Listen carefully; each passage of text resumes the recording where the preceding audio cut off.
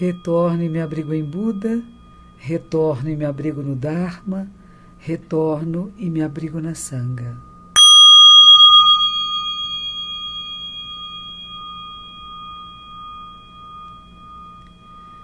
Os três tesouros, Buda, Dharma e Sangha.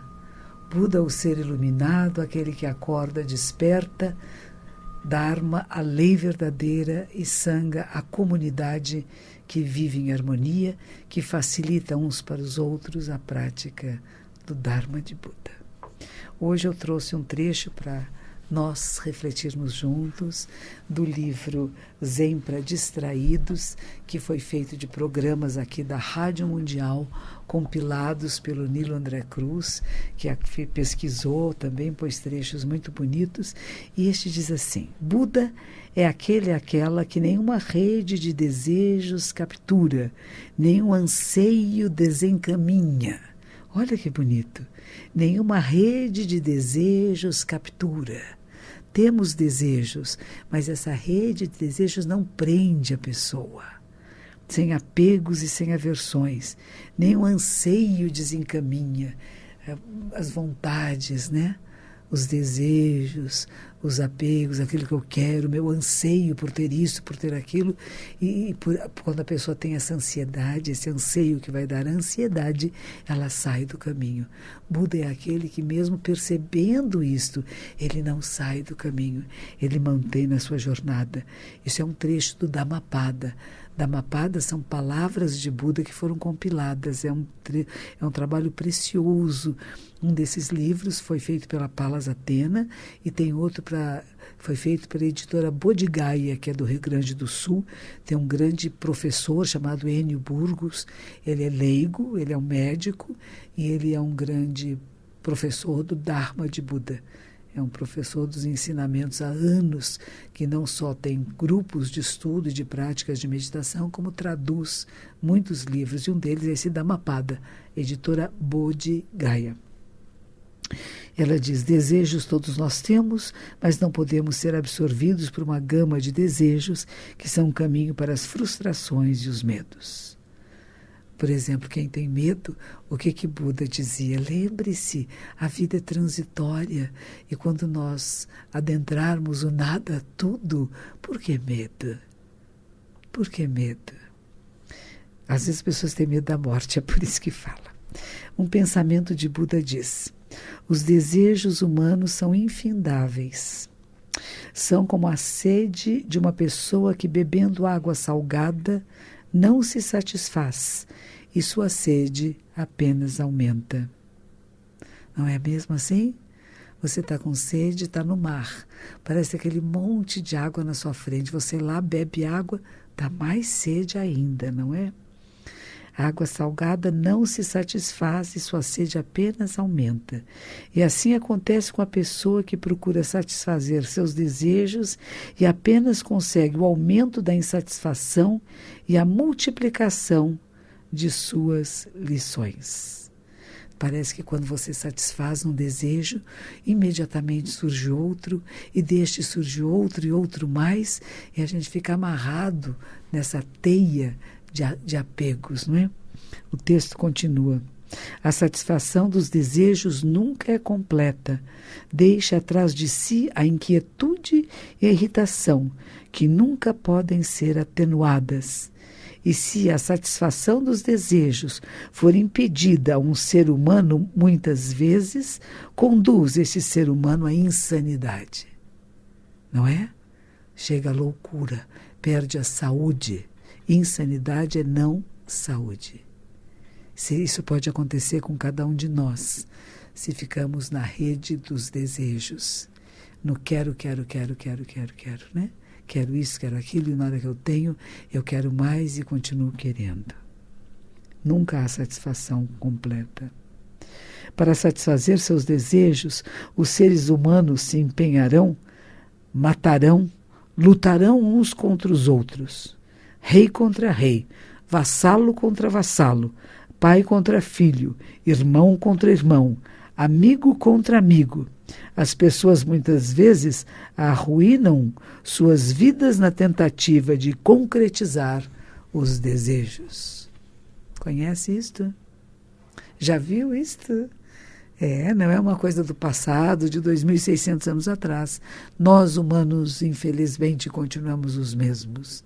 Eu fico esperando e desejando e trabalhando para que haja amadurecimento da mente humana, que haja o desenvolvimento da consciência humana, que nós possamos nos aperceber que não é preciso matar, roubar, extinguir, brigar, lutar, odiar ninguém. Nada nem ninguém. Nós podemos viver em harmonia, mesmo com pessoas que pensam e são muito diferentes de nós. Isso é a grandeza da possibilidade da mente humana, que pode se tornar a mente Buda. Você pode sair do caminho pequeno, mesquinho. Havia um professor de neurolinguística que uma vez, no primeiro Fórum Social Mundial de Porto Alegre, há muitos e muitos anos, eu fui e pude assistir um trecho da sua aula. E ele dizia, o ser humano, ele pode ter duas visões do mundo. Uma delas é da girafa. A girafa tem o seu pescoço comprido, longo, e ela então pode ver longe. Ela não só vê aquilo que está pertinho, a formiguinha no seu pé, mas ela pode ver longe, ela sabe o que está acontecendo a uma grande distância. Isso é um pouco parecido com o que a gente chama visão Buda, este olhar que vê a distância, que percebe a realidade mais do que aquilo que apenas está cercando muito próximo. Ele diz, o outro tipo de olhar é do chacal. O chacal é pequeno, ele vai junto com os leões, o que o leão deixa, a sobra que ele pega. Ele está sempre olhando para o chão, sempre procurando no que está pertinho dele. E a gente pode escolher quais das visões nós queremos desenvolver em nós. Nós podemos desenvolver a visão desta girafa, a visão deste ser que tem a capacidade de elevar-se e olhar tudo num grande horizonte, não só na horizontalidade, mas na verticalidade, na profundeza de cada ser que encontra ser capaz de compreendê-lo, entendê-lo e querer a sua libertação, o seu estado Buda. Só isto, nada mais. Não é querer convencê-lo da sua religião, não é querer convencê-lo da sua crença. Pelo contrário, é como fazer com que os seres pensem, reflitam e possam despertar para a sabedoria perfeita. Este é o maior presente que se dá a alguém, o não medo e a sabedoria, a capacidade de ver a realidade como ela é, ter o discernimento correto para a ação adequada, que vai ser a transformação. Porque tudo está se transformando o tempo todo, mas vai depender de como você utiliza a sua energia vital para que essa transformação seja benéfica ao maior número de seres. Desejos humanos são infindáveis. O budismo fala de 3 mundos: o mundo do desejo e da forma, o mundo da forma sem nenhum desejo e um mundo que não há nem desejo nem forma. Há várias divisões e várias tradições budistas fazem muitas explicações a respeito desses 3 mundos. Alguns deles dizem que são mundos de devas, outros que são os universos de seres não iluminados, um céu de seres não iluminados que é dividido em 3 mundos. O primeiro plano é o plano que tem um corpo físico, e é cheio de apegos, desejos, como fala aqui, os desejos humanos incomensuráveis, né? Existe um outro plano que existe o corpo físico, mas ele está além dos desejos e dos apegos. Isso é possível. Você pode achar que não, mas é possível que você mantenha um corpo físico, você pode satisfazer as necessidades básicas fisiológicas, mas não tem esses apegos e desejos e correndo atrás do quero mais, não é? Liberta-se. E existe um terceiro mundo que nem forma tem. Que mundo é este? Que não tem nem forma física. E ao mesmo tempo dizemos que os 3 mundos, o mundo do desejo e da forma, o mundo da forma sem nenhum desejo e o mundo que não tem nem forma, eles são apenas a mente. Que mente é essa? Isto é que é importante para você refletir esta semana. Esse programa está sendo gravado, eu não vou poder responder as suas perguntas no ar e nem vou poder atender as suas questões que possam querer aparecer no Facebook, porque é uma gravação. As gravações são feitas e deixadas aqui no estúdio quando nós não sabemos o que vai acontecer. E você sabe o que vai acontecer? Eu não sei, nem daqui a 1 minuto. Se por acaso a semana que vem eu não puder vir à rádio, o programa acontecerá. E é para isso que ele existe, para esses momentos em que há dificuldades, enchentes na cidade de São Paulo, muitas vezes tem problemas familiares, ou às vezes eu tenho que viajar e também o meu amigo Otávio Leal também não pode vir.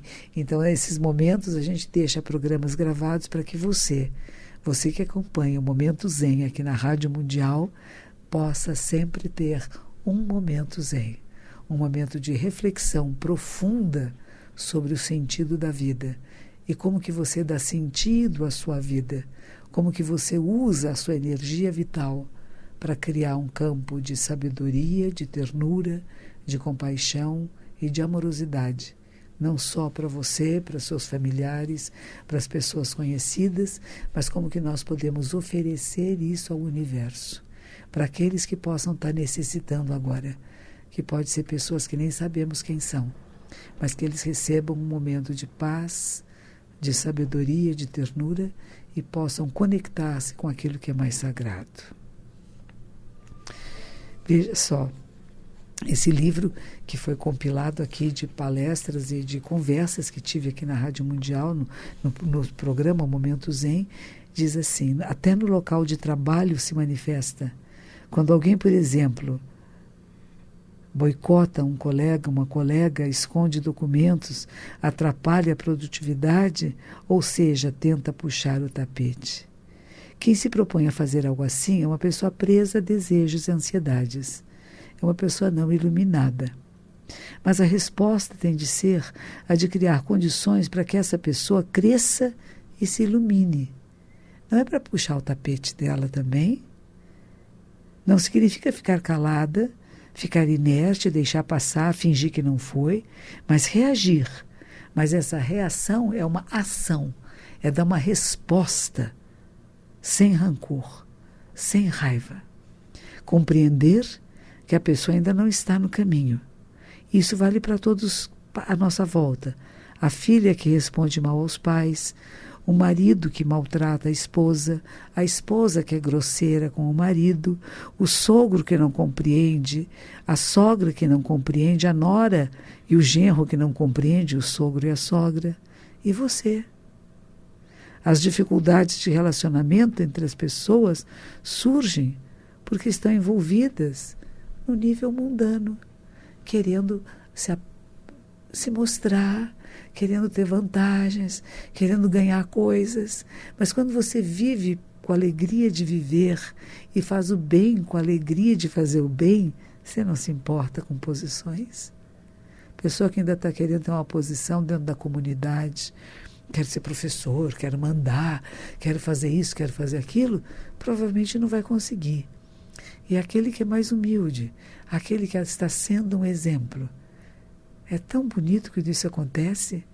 Eu fui para o Rio Grande do Sul um dia desses e tem uma jovem praticante que ela disse para mim: eu gostaria muito de me tornar discípula daquele praticante mais antigo, chama José Fonseca, Ixim.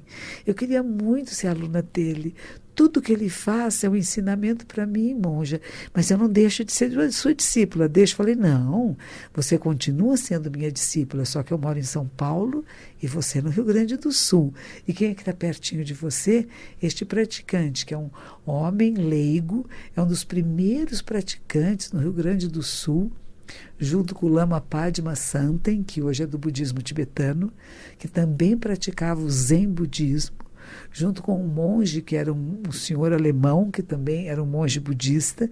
Havia um grupinho de pessoas que se reuniam numa casa e faziam zazen, sentavam-se em zen juntos.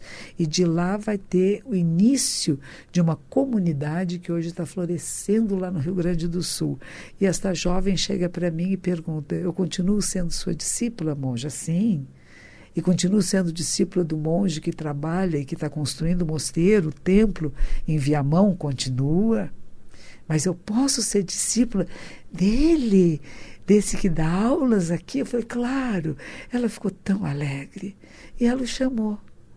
Eu o chamei para dizer, olha, ela pediu para ser sua discípula, por favor, a acolha. Eu falei, peça para ele, para ver se ele recebe você como discípula. Ele ficou embaraçado, ficou vermelho e disse, claro, claro que sim. E ela disse, tudo que ele faz, como ele anda, como ele fala, é um ensinamento. Mas ele não tem intenção de sê-lo, ele apenas é. E é isso que eu quero que você seja, não com a intenção apenas de ser, mas com a ação verdadeira de um ser que transcende o eu menor e que tem a capacidade de ver em profundidade a vida que é a sua própria vida. Diz o Dhammapada, de novo, palavras de Buda. Se, renunciando a um pequeno prazer, alcançamos grande felicidade, que a pessoa sábia renuncie à pequena alegria em consideração à grande alegria. Olha que bonito. Às vezes a gente renuncia uma coisinha pequena e fica contente, consegui, né? Um apego que eu tinha, um desejo que eu tinha, eu abri mão. Mas imagine você abrir mão da delusão, daquilo que é falso, para você poder aceitar a verdade da realidade assim como ela é. Não como eu queria que fosse, mas assim como ela é. E de certa forma é perfeita. Mas é perfeita, mas não é fixa, não é permanente, está em movimento, em transformação.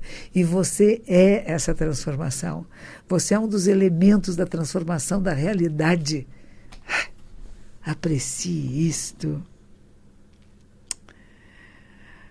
Se renunciando a um pequeno prazer alcançamos grande felicidade, que a pessoa sábia renuncie à pequena alegria em consideração à grande felicidade. Essa grande felicidade é o encontro de você com Buda. E esse Buda está em você. Ele não está fora de você. As imagens que nós temos são representações de um estado iluminado que nós, seres humanos, podemos acessar. E eu gostaria muito que cada um de vocês, e você que está me ouvindo agora, possa acessar esse estado iluminado. Ah, monja, eu não posso. Eu tenho dificuldade, eu não tenho tempo. Como você não tem tempo? Você é o tempo. Você não precisa sair da sua rotina. É dentro da sua rotina. É na sua rotina que você vai desenvolver esse olhar.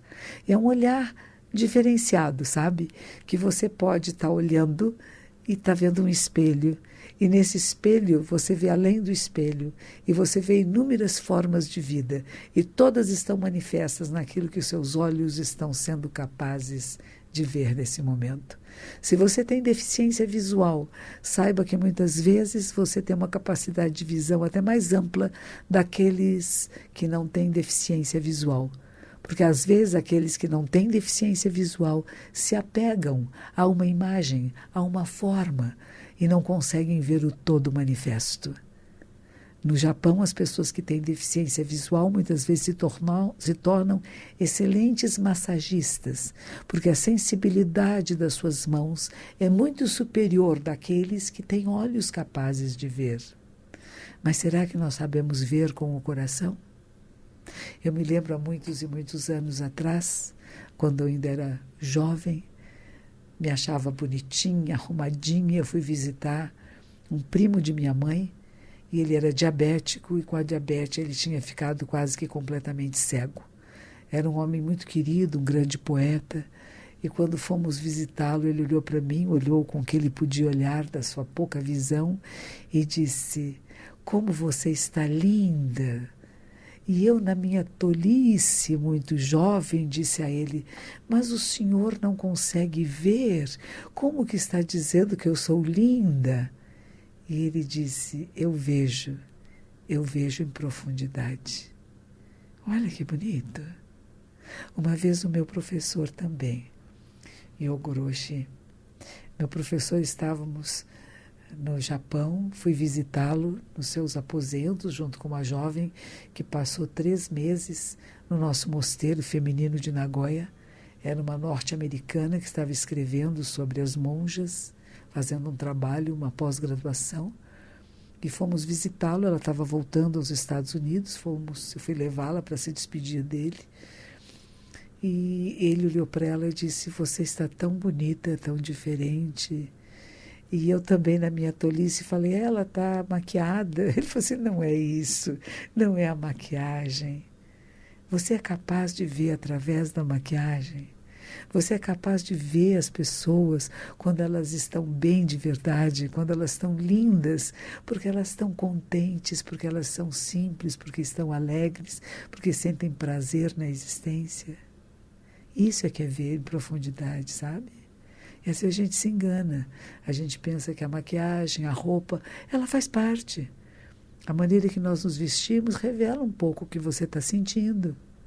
Se você está mais cor-de-rosa, mais azul, mais cinza, tem a ver com você, com o dia, com as coisas que você está fazendo, não é? Mas aprecie quem está perto de você. Aprecie a vida assim como ela é. Aprecie até a dor, a tristeza, a doença. Conheço pessoas que estão agora fazendo tratamentos para câncer.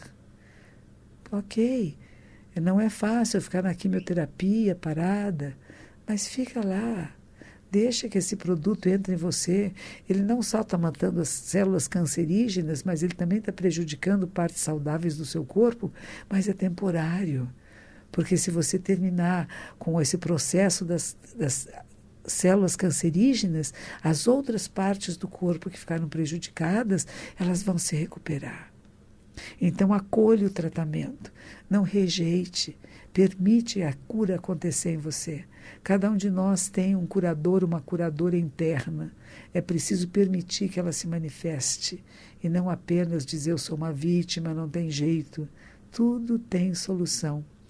E mesmo que você morra, você vai morrer, eu também vou. Todos vamos morrer. Os que têm doenças terminais e os que não têm. Todos nós. Acidentes, doenças, tudo pode acontecer, mas aprecie a sua vida enquanto está viva. Viva com plenitude e saiba que não há bis nessa existência. Nada jamais se repete. Então esteja em presença absoluta. Eu chamo também de presença pura. Completamente inteira e inteiro onde está, fazendo o seu melhor, respeitando todas as formas de vida à sua volta, todas, inclui você. Respeite a você como um ser humano sagrado.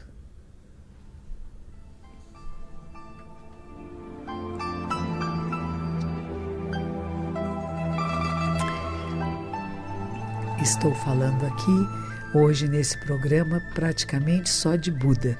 E quero lembrar que são 3 joias, é Buda, Dharma e Sangha. Dharma são os ensinamentos, a grande verdade, e Sangha, a comunidade. Você que me ouve no Momento Zen da Rádio Mundial é um membro da nossa Sangha, a Sangha de Buda.